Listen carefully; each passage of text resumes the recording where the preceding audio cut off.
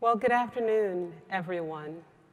My name is Dr. Lanisa Kitchener, and I have the privilege and the honor of serving as Chief of the African and Middle Eastern Division of the Library of Congress. I have to tell you, in that capacity, you come across so many books. I mean, in our collection at the library, we have more than 170 million items. You're not supposed to have favorites. You're not supposed to pick special joys out of the collection. But every now and again, I find myself stumbling across that one that I know I'm going to return to again and again and again. And that one for me this season is Howard French's Born in Blackness. What a phenomenal book Born in Blackness is. You know, I want to jump directly into the questions because we have just a little time together, but it would be a disservice to not speak a little bit, at least a few sentences, about the author. I think it goes without saying that Howard French is a lover, a reader, a writer of all things Africa.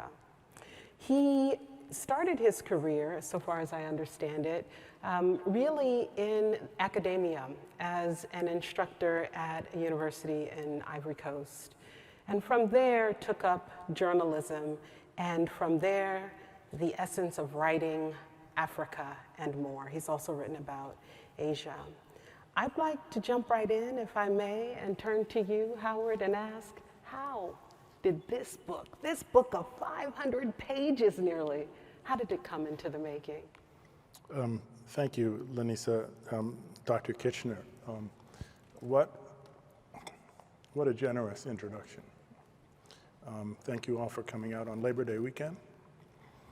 This book, I get asked this question a lot, and it's unfortunately not a question I can answer very quickly. I'm going to do my best.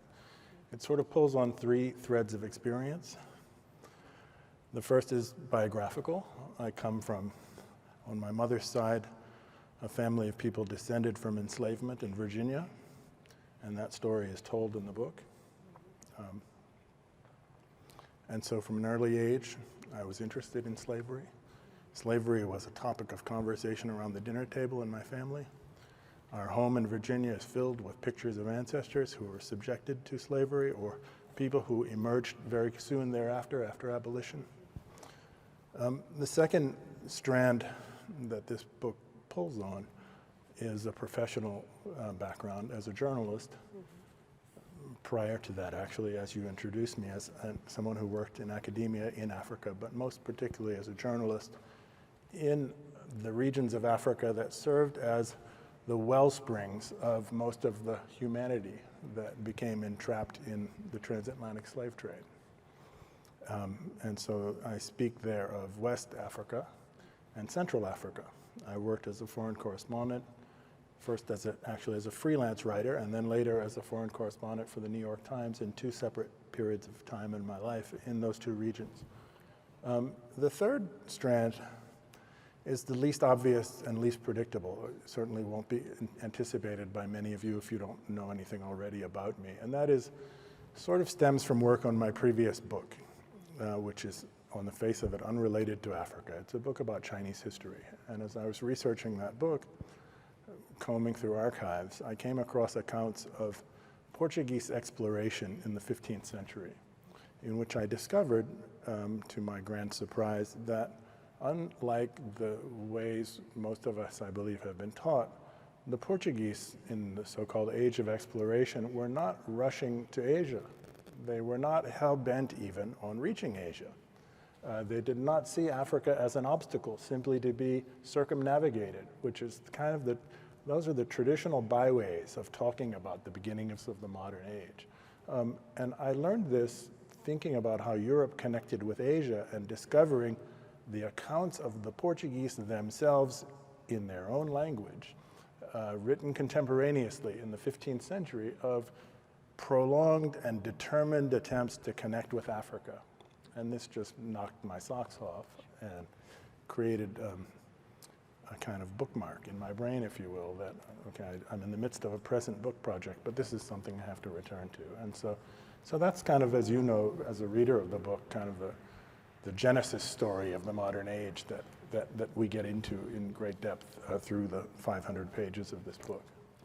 Now, your previous work, before your most recent work, was focused on Asia and Africa, the Asian presence, the burgeoning Asian presence in Africa. And then prior to that, you wrote A Continent for the Taking. Mm-hmm. And so if you look at the trajectory of your writing on Africa, it really covers a huge swath of time, Born in Blackness going from the 15th to the 20th century, and then your earlier work looking at the 19th, moving into the 20th century as well.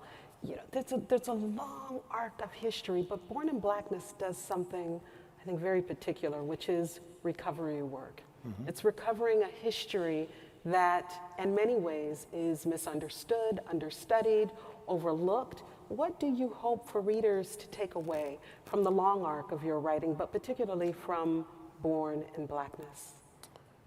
Well, the most fundamental idea in this book is that Africa has always been at the center of things.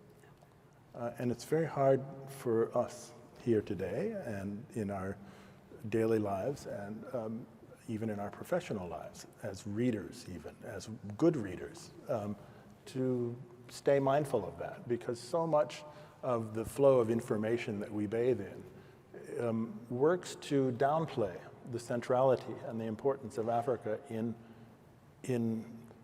the present world and in historical matters, right? And so that's the most important idea in the book, I would say, and it runs across the 6 centuries that the book treats, that Africa at every stage of the so-called modern age has been a kind of fulcrum.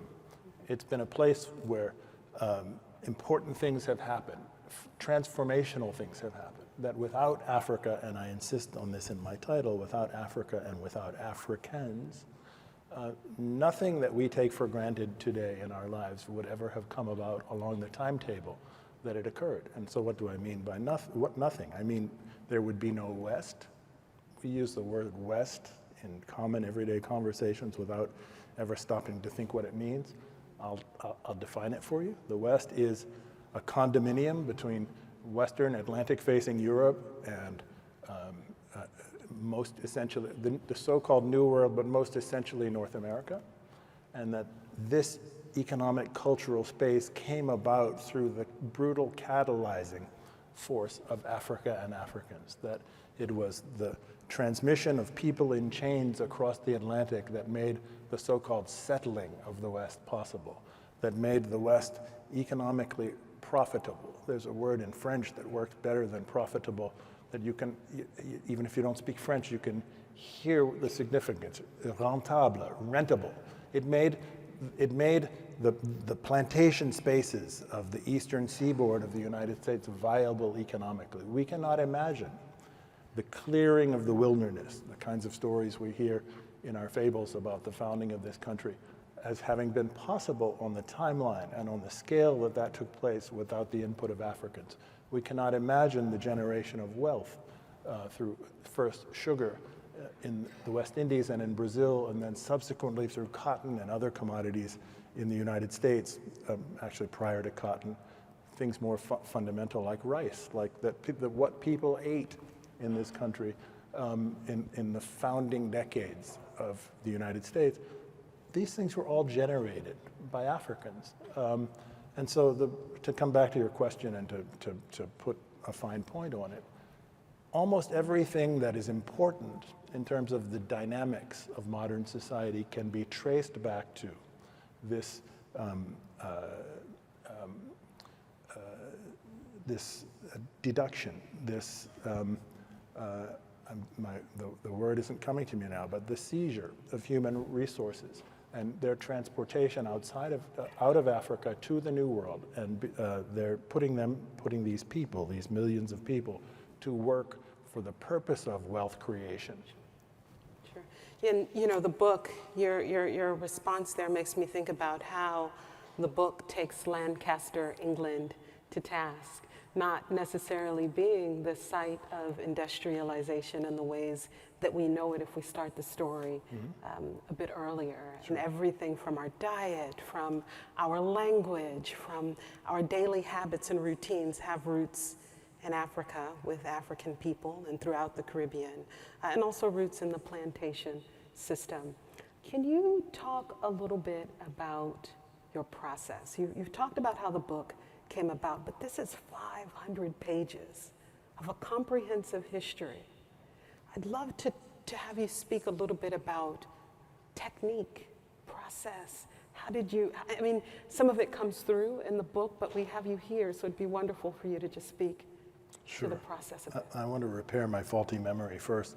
The word I was searching for was expropriation. So these 12.5 million people who survived, that's just the survivors of the Atlantic Passage, were expropriated from Africa. Their labor, billions of so-called man-hours of labor were expropriated from the African continent. And this is what made everything that we take for granted in our daily lives today, including the very existence of a West, possible. In terms of my process, I'm most fundamentally a reader. And I began my day visiting what I discovered to be an Apple store, which is just across the street from here. And there's a very famous story in my family. I was too young to remember the day itself. But my oldest sister tells a story about the day she took me to get a library card. And I apparently got my library card in that library. And I was probably 3 years old. And my sister, who is herself a great reader and substantially older than me, had taken me to the library that day. And I insisted that I wanted a library card. And the librarian said, "We're sorry, we don't issue library cards until," I don't know what the age was, but I'm guessing 5 years old or something like that. And my sister said, "You don't know who you're talking about." So that's the first layer of all of this. I've always loved to read. And the discovery of the accounts of the Portuguese in the 15th century, aiming for Africa, dwelling in Africa, not rushing on to Asia. I mean no disrespect to Asia. Asia is important in manifest ways, or manifold ways. But the story says, rushing around Africa as if it were in the way. I came across that just by putting myself in the way of ideas, which means by reading, by combing archives, by haunting libraries, and allowing all kinds of serendipitous things to happen. And so that's really the most fundamental thing in terms of my process. I'm sorry that doesn't maybe sound terribly unique or helpful to some of you who are writers or who would like to be writers. But the other, I guess, none of these are terribly mysterious. Every book for me is an opportunity to encounter more books. Because if you choose your books well, they put you onto the path of, speaking of nonfiction, I read a lot of fiction too, but in terms of nonfiction, every book has a bibliography and an index and footnotes. And so if you read that way, every book is like a spider web. It's sending you off into many other directions for other books. And so that's another piece of the process. And the final thing is, if you want to write a book, never mind a book of 500 pages, you better be willing to sit down, okay? You have to devote substantial time to your rear end. And there's no way around that. I mean, you can have a stand-up desk, but you're going to have to be stationary, okay? And writing means rewriting and working things over and over again, letting time pass and, plowing ahead with some things and coming back to retool other things and making a continual kind of process of reinvestment and reinspection, re-examination in order to complete something. That's really not I don't think a practically very helpful answer, but that's really the essence of what I do. I see. Now, but you do something else in Born in Blackness. You travel, and your experiences throughout your travels are documented in the book. In many ways, it has this sort of hybrid style between academic writing and travel narrative. And I'd love for you to sort of speak to then the style of the book and some of the pitfalls, but also some of the possibilities for objectivity in your approach. As you point out in the book, there's Daniel Defoe and, his sort of novelistic writing of Africa. And then there's Jonathan Swift and others that you point to who, have had encounters or have imagined encounters. And, we see that element of objectivity is nil. It's just not there. So there, I think, are pitfalls to a particular style of writing, perhaps. But then there are also possibilities. So if you could speak to style and again, the pitfalls and the possibilities of such. Sure. I guess the first thing to say is a disclaimer. I'm not an academic historian. I'm a professor. I teach graduate school.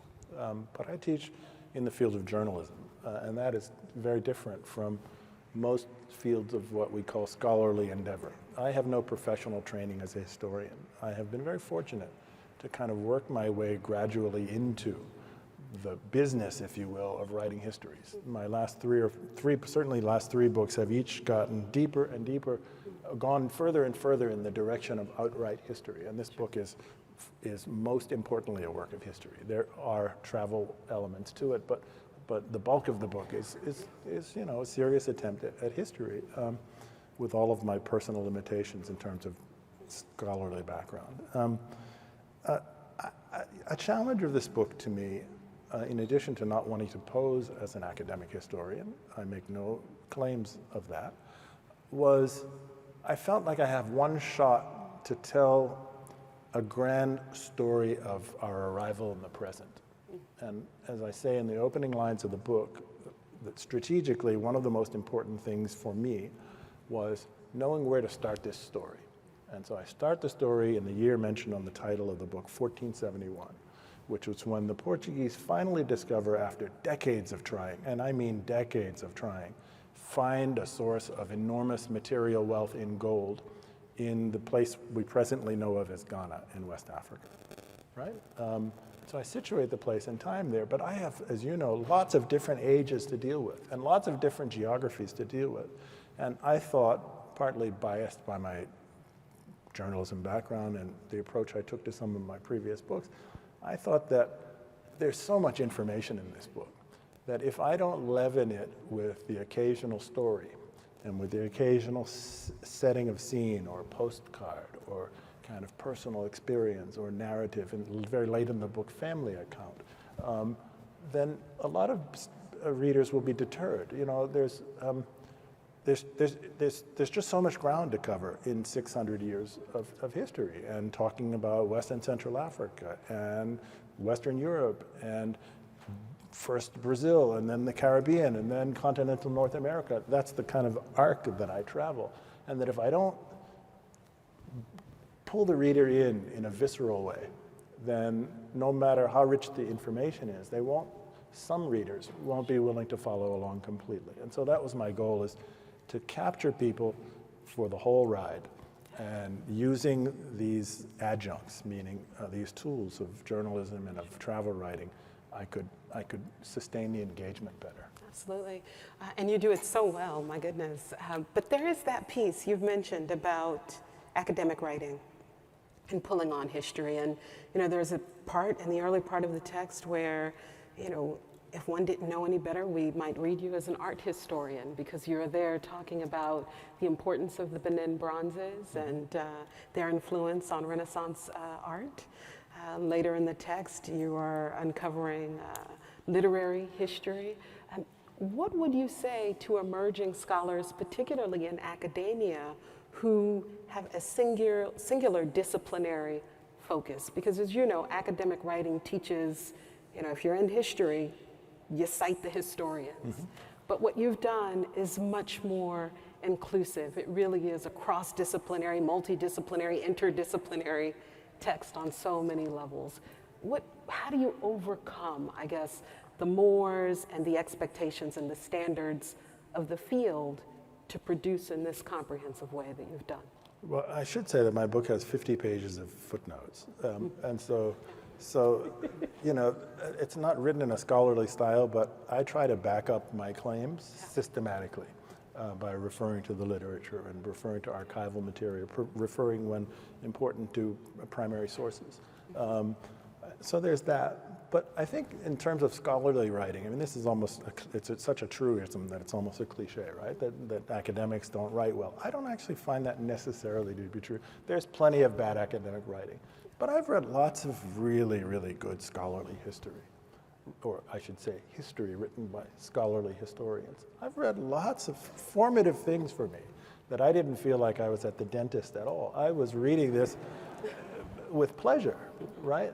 And so I don't want to go too far in saying that they are, you know, constitutionally incapable of writing in an attractive way. One of the problems is that historians, by virtue of the nature of our higher education system, a lot of historical history or academic writing is about credentialing, right? Yes. That in order to pass the next grade of whatever it is you're trying to do degree-wise, it's a test of credentialing. And so and because of that necessity, you're putting forward all of the credential-oriented things and pushing the story itself to the background, right? And so the trick that I think the more successful scholarly writers succeed at is not losing the credentialing, my 50 pages of footnotes, but putting the story forward, right? Sure. And it's not as complicated a trick. It's a little bit scary if you've never done it before, but since I came from another kind of writing, it seemed more intuitive to me. And it's actually not that difficult, so it shouldn't be so inaccessible as it sounds. All right. So we've touched on the impetus behind the book. We've touched on your process and technique for it. Can we talk a little bit, also the style, can we talk a little bit about tone? You know, when I went through this book, and I have to confess, I'm an Africanist by training, and so I'm reading African histories, many of them again and again and again. And one thing that I always account for is the tone of the book. And I try to sort of figure out, is this an angry author, for lack of a better way of putting it? And what I found in your book, at least from my own perspective, was a remarkably neutral tone on a very complex past. A past that, when you look at it over time, you know, you wouldn't be wrong in any way to have some passion about, even some anger about. But the tone is so accessible, and I wonder how you manage to keep an even tone in such a challenging history. Well, my first book is also about Africa, written 20 years ago almost, called A Continent for the Taking. And many of the reviews of that book said that it was well reviewed, it was well received, but many of the reviews in passing noted that this is an angry book, right? I have not had that said in any of the reviews that I've read of this present book. I can't really tell you that I sat up, you know, late at night strategizing about how to avoid being called angry. You know, I've been called angry in many different settings in my life. As an African American, as your question implied, there are reasons to be angry, right? But I'm making some really big claims in this book, right? And I want my claims to be taken seriously. And I don't think anger is the best basis for having your claims be taken seriously by people, many of whom will not be favorably predisposed to an open mind with what they think of as relatively settled questions, right? And so this argued, in terms of my own process, for me, in favor of a kind of dispassion. You know, I don't want the reader. There's a lot of stuff to wrestle with. I've said there's so many ideas. There's 50 pages of book notes. There's all these geographies. We're talking 6 centuries. There's a lot to work through, right? I don't want the reader to also have to feel like he or she has to work through getting beaten up every other page, right? I will be happy, or certainly happier, if you'd make it to the end. if you've made it to the end, I have an opportunity to get you to rethink things, a better opportunity to rethink things. And so maybe this is one of those things that they talk about in terms of child psychology, getting you to defer your satisfaction. You know, I could have beaten you up on the first page or in the first chapter, but no. Let's get them to the end and then have them process all of this and see if that doesn't work better. So tone is one thing, right? But then there's content. And the content, oh my goodness, it's just so rich. It's so dense in so many ways. But many who have attempted this content and who have completed it, who have written histories of Africa, have been, in some instances, radicalized or perceived as being radical. My question is really, how does your work draw upon, and I know the 50 pages of notes and the citations are extensive, but you're here, you're the author, you wrote this. From your perspective, how does this text, Born in Blackness, draw upon and advance pre-existing histories of Africa? Well, first of all, let me say, and I hope I don't scare anybody here, but this is a radical book. This is radical stuff. I'm telling people, many of whom have never heard this argued in a coherent way, or even had the patience to hear an argument about this, that Africa is at the center of everything. You point to something and I'll tell you how, right? That's radical, right? I just stripped the browbeating and the anger off, right? Where does this come from, though? This book has its forebears. Most of the things I'm saying are not, and most authors would like to avoid this disclaimer, but I'm proud of it. Most of the things I say in this book don't originate with me in terms of the intellectual makeup, the genealogy, intellectually speaking, of the ideas, right? I have many forebears in terms of the ideas that populate this book. One of the best known is W.E.B. Du Bois. This summer I spent time in Ghana working on another book, and that's where he ended his life. He lived his last years as an adopted citizen of Ghana, and I spent time in his house and in his library. W.E.B. Du Bois was writing some of these things 100 years ago. He didn't have access to quite as big a bibliography. This is just the nature of things that I have access to. I also have the benefit of reading what he has written, right? But there are lots of grand figures like this in the historiography of Africa and of the West Indies and of the United States. C.L.R. James, just an immensely important figure in terms of my intellectual formation around the topics of this book. I could go on and on. There's George Patmore. Essentially, this book is a bunch of geographies pulled together in one narrative. Each of these geographies has its own giants in terms of my predecessors, in terms of thought process and historiography. And so I've just mentioned a couple of the most famous, but I'm proud to say that I've pulled on those sources and tried to update them where I can and to deepen them where I can and to carry my own interpretation of newer research and newer materials that is built atop that foundation in order to create a synthesis that's up to date and as complete as possible. You're reminding me of a point in the book where you talk about Ira Berlin and his writing and really thinking through these points of contact. And it's not only that enslaved African peoples changed the New World and the makeup of it, but also that Europeans were fundamentally changed upon contact with the continent.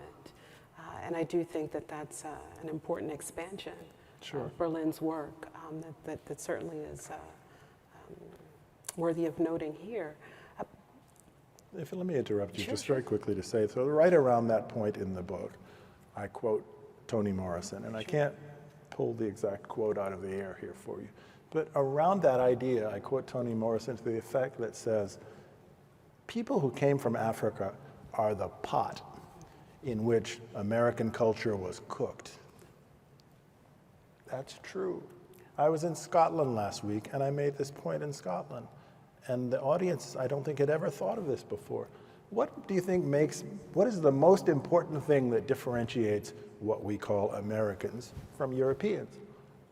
It is the African input.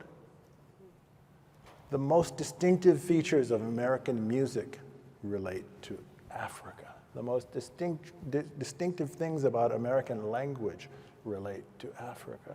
The most distinctive, these are not the only influences. These are the ground up foundational influences that come together in the early phases of our history, common history together, and are still generative forces today, right? American style. I even go so far as to say the way Americans walk. I said that in Scotland, and the people said, "You mean to say Americans walk different?" And actually somebody said, "Come to think of it, yes, they do walk differently." Oh my goodness. So we're the pot in which the dish was cooked. Yeah. I'm just too tickled in this moment. My grandmother, who's late now, she was so enamored with President Obama, and particularly his walk. And we were trying to describe to her, "Grandma, it's called swag. It's called swag." And she's like, "That's not what it's called a strut." Right. And so here we were debating. Yeah, watch him get off an airplane. So I think it holds true though. But so your work in many ways is, hey, all right, everybody, take a look. Take a look at the world around you. Just open your eyes. We aren't talking about a far-off African past, although your book takes us back to the 15th century. We're not talking about we were all born in Africa because it's the birthplace of humanity and that's why it starts there, or, oh, there are pyramids built there and that's why, civilization and modernity as we know it is what it is. But what you're talking about is our everyday lives as American people today, and the many influences that Africa has had on our daily lives. Why is it so difficult for us to see? I mean, you've written this book, you've shared with us that this isn't the first time this history has been written. And in fact, in the book, you go deep. You give some very clear visuals. You talk about the dung hole and being covered in excrement. You talk about one of our founding fathers, George Washington, in Barbados in the 18th century, and documenting his experience ad nauseum, but overlooking, these bloodied heads. Public execution of Africans, and they're Africans. putting their heads on spikes alongside the roads. Why can't we see what's happening? I mean, I know this isn't within the context of the book, but I am imagining that you saw a gap that needed to be filled, and that this book is partly an answer to filling that gap. What do you hope for Born in Blackness to achieve, despite all the previously written histories? There's a lot to deal with in this question. First of all, as an author, you have to be realistic and you have to be modest in your expectations, okay? I didn't write this book expecting that I would wake up one morning and the world would be changed because I said the things that I said in the book. If I have any impact, it's going to be a smaller and more diffuse impact, and it's going to be often an indirect impact. It's going to be a longer term impact. One of the most gratifying things about writing this book has been being invited to so many schools to talk about the book, and these have gone from high schools in a couple of cases to plenty of graduate schools. I'll be at Yale later this month talking about the book. This is a way to affect people deeply when you get them to not just read the book, but to engage in conversation around the ideas of the book. And the book begins to be introduced in curricula, et cetera, et cetera. So that's one piece. But I gave a talk months ago, hosted at Harvard online because of COVID by Henry Louis Gates. And Skip Gates, as he is known, said to me at the beginning of the talk, why is it that we have to keep telling this story over and over again? I didn't take umbrage at that question. I don't think he was suggesting that I hadn't said anything new or said anything especially useful. He was saying, why is it that some of these lessons aren't already front of mind for us? Why aren't we all, collectively, all of us, whatever our narrow backgrounds may be, aware of these historical realities? And why do we not act in ways that suggest cognizance of them, right? The only answer I can give to this question is a speculative answer, but it has to do with the fact that what was done to the Africans who were extracted from Africa, whose labor was expropriated through violent acts over a period of centuries, was so horrific. The life expectancy from the moment of landing on one of the sugar plantation islands in the West Indies or in Brazil, depending on the place, from the moment the African landed was between 5 and 7 years. They were worked to death by design. Right. It's not something that just happened. It was part of the system. It was considered cheaper to replace them as if they were an iPhone. You amortize the loss every 5 years and bring new ones, right? This is such an unspeakable horror that it takes, and I'm just speaking of this little narrow piece of the question. So the book gets into the demographic and economic damage wrought on Africa itself that is still part of the explanation of Africa's ongoing difficulties, okay? The scale of horror involved in these historical processes is so immense that it requires of us, even those of us who are of direct African descent, we're all of African descent, and I don't mean in the Lucy from Ethiopian anthropology. I'm talking about because we were cooked in the pot together that Toni Morrison speaks of, right? The scale of the horror is so immense that it requires just to get through the day, just to get through our lives, acts of suppression. We have to suppress the notion or an awareness of the realities of what actually brought us here together, how this happened. Because if you stop to think about it, it's hard to function. I'm not white, but if I were white and I try to imagine myself in that situation and become deeply aware really of what happened, then I am posing to myself some very profound questions. What is the nature of my privilege? How am I supposed to relate to people who have very different backgrounds from mine? How do I explain my successes to myself, which hitherto I've explained in completely unrelated ways? These are profound challenges, and I say that with sympathy. Again, I'm not trying to beat anybody over the head.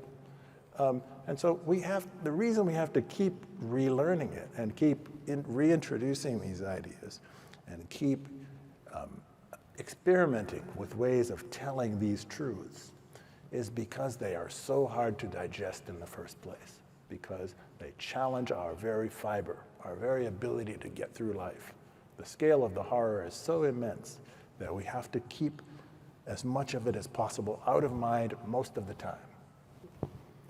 So Howard, you cite a moment in the book where, well, actually what you're doing is you're citing Frederick Douglass, and he is encountering the enslaved woman, and he asks her, which part of this work is happy for her? And she says, well, none of it is happy. So partly it's the horror of the history, but there's also a very long history of myth and untruths that have been told about the experiences of enslaved peoples. Sure. And that comes through in the book as well. Sure.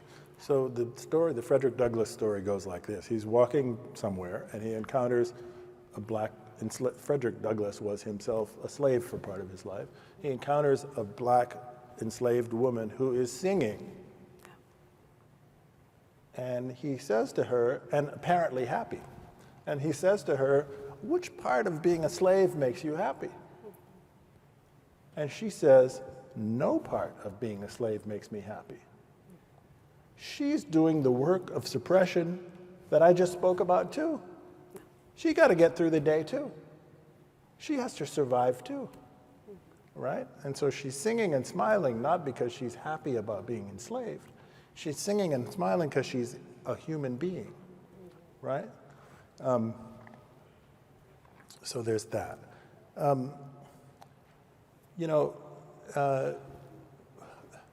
This is challenging because there's trauma on such a large scale involved. And we would all, I think a universal feature of humans is seeking virtuous explanations for their own successes. We all create myths about ourselves. Every time we're good at something, it is our default mode is to find the reasons for why we're good at something in our own virtue. This is how national myths are created, and it's how individual myths are created.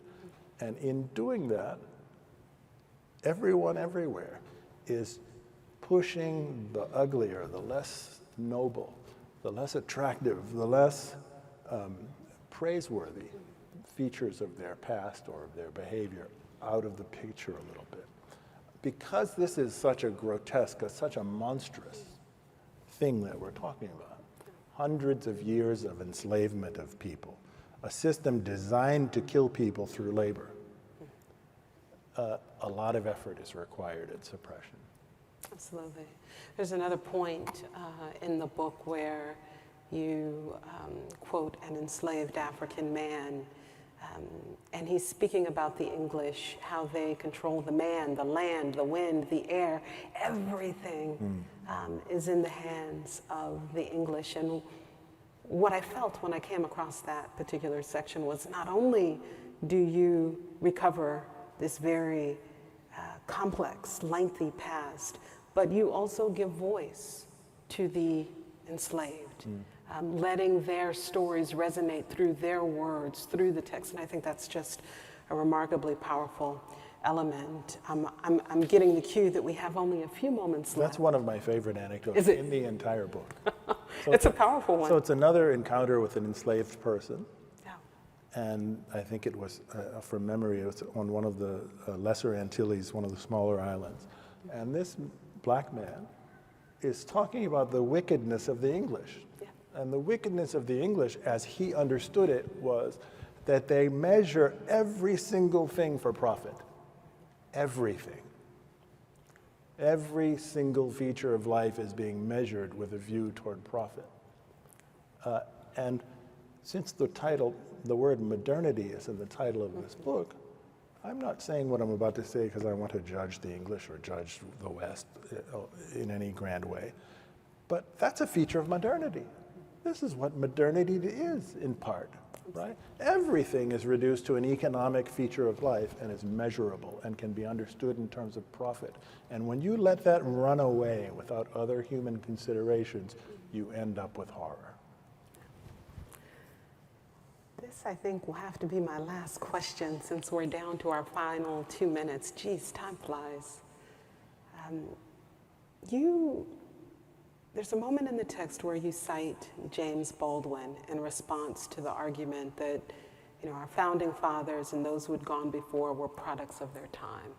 And the quote that you use from Baldwin is that, I'm just going to turn to my notes here, it is the innocence which constitutes the crime. And the question is there a point at which innocence or ignorance becomes an insufficient excuse for the continued dehumanization of Africans? Absolutely. That's what Baldwin is saying. Yeah. Baldwin is saying this argument that says, and we hear it constantly in contemporary discourse, that you can't judge the people of the past by the standards of the day, is a nonsense argument. It is playing tricks with our minds, that argument. Thomas Jefferson, who had slaves and had children by slaves and who never freed almost any of his slaves, knew that he was doing evil things. He knew that.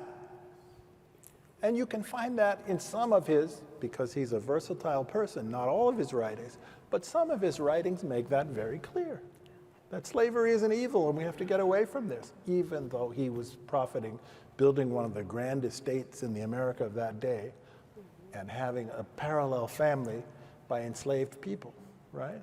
So don't buy that. People in ancient Greece and Rome knew there were moral arguments already that to reduce another person to chattel is evil. It's morally repugnant. And so that's what Baldwin means. Protesting about the innocence on something as fundamental as this, in terms of right and wrong, let's call it black and white, is proof of guilt.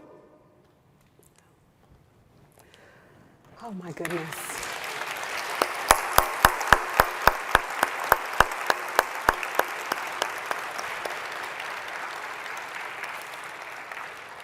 Howard French, thank you for this book, Born in Blackness. Thank you for your time, your presence. What the book reveals, I think, fundamentally is, yes, the complexity of the African past, but also the complexity of the human mind. What I think it does for me is it helps me to see a light and a way forward. And I am so grateful to you for shining that light on the past and giving us a way to walk through our tomorrows with a better understanding of who we are. Thank you so very much. Thank you.